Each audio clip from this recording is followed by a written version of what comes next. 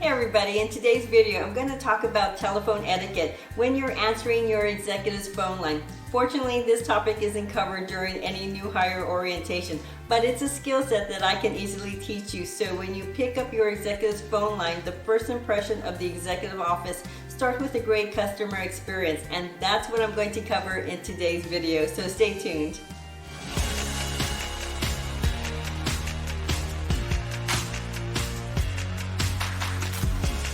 Hey guys, this is Cherie from The Exceptional Assistant, and my channel is all about the day-to-day responsibilities and scenarios of the professional assistant. So whether you're an executive assistant today looking for new tips and tricks, or you're new to the administrative role, this channel will be a great source of information for you. I've worked for executive level leaders within the largest corporations in America, from the gaming industry, the banking industry, and the movie entertainment industry. I've had some of the greatest executive mentors throughout the years, and this is my platform to share what I know. Now let's get to the video. When you answer your executive's phone line, you automatically become the first representative to provide customer excellence, and it all starts with how you start the conversation. So let's talk through the best practices to ensure your executive's callers receives the most professional greeting and assistance right from the start. First, always answer the phone by the second ring. This will alleviate the call from going to your executive's voicemail, and it shows that someone is present. When you answer the phone, answer it with a happy and pleasant tone where they can hear a joyful person on the other end. And this should be your everyday, all day long approach to answering your executive's line. Even if you're having a tough day or you just took a rough escalation call, stay composed and remind yourself of the phone line that you're picking up and who you represent. I shouldn't have to tell you this, but let me just say it for those who don't know. Never ever be chewing gum, eating or drinking while you're answering your executive's line. Also, I know that sometimes we are having a good laugh with our friends, but you can't answer your executive's line with the caller hearing you laughing.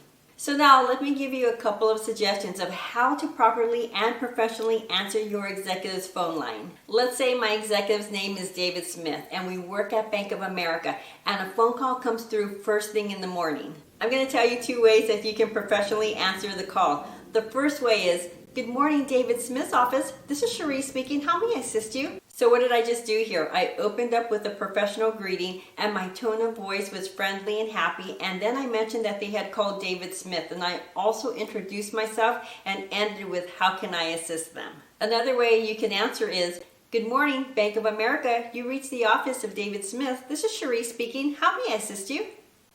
Again, I did the same thing, but now I mentioned the corporation this time, and I mentioned they reached the office of David Smith. The second example is the way I answer my executive's phone line, because I want to provide the highest quality greeting for my executive's incoming calls, but either one of those greetings works beautifully. Now let's move into specific words that need to be said and words that should never be said. When you need to answer a question from the caller, it's always yes and not yeah. It's always no and not nope. Remove "what's up" from your vocabulary during these calls, and really any typical casual greeting you would normally have with your friends. If the caller asks you a question and you're not sure about the answer, don't say you don't know. Say, "Let me get back with you to find the answer." Or you can say, "Let me circle back with you shortly so I can find the answer for you." And if they ask how long your executive will be before they return the call, don't say you don't know. Say something like, "From what I can see on his calendar, it may be roughly about an hour." Sometimes they're asking this question because they are trying to determine what phone number to provide you as a callback number.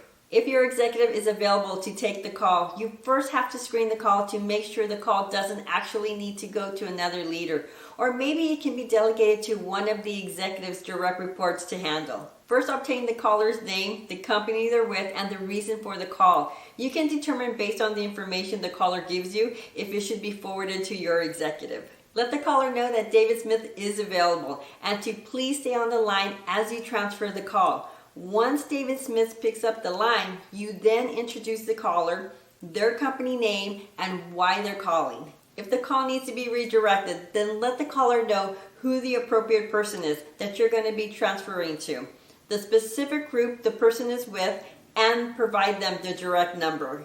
Don't just transfer without the caller having this information, because if the call drops during the transfer, what do you think is going to happen? They're going to call back on your executive's line again. If the caller wants to leave a message for your executive, then take their name, the spelling of their name if it's an unusual name, their phone number, and the company they're with if it's outside of your own company.